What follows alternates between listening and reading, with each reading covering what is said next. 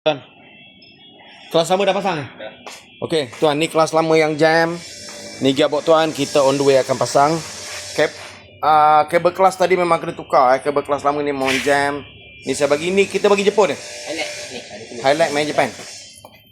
Kita akan bagi main Japan ya bos, tak bagi cak ayam eh. Ya bos tengok eh. Kena pusing tak nampak? Tu main Japan sebenarnya tu. Ada plastik dia. Ni. Ni bos. Matikan lampu tu dulu. Sekejap. Tu nampak main Japan eh. Bukan main gombak okey. Okey, jadi gearbox kita dah turun, kita tukar kelas. Tu kelas lama, ni kelas baru. Tu dia kelas dia bos. Ini kelas merah ni supaya dia garang bos. Dia garang, dia susah nak rosak. Bagi dia orang kata pemberani sikit. Okey bos. Terima tu bos.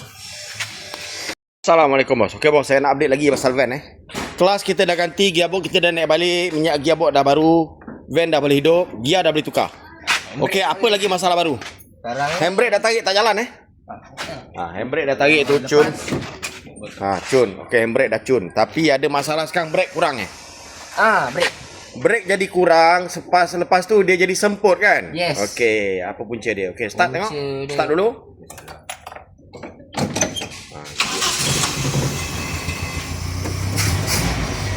Reverse.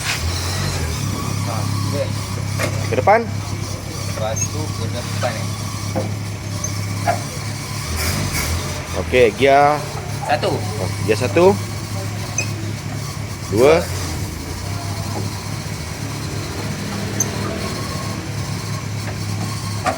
Tiga.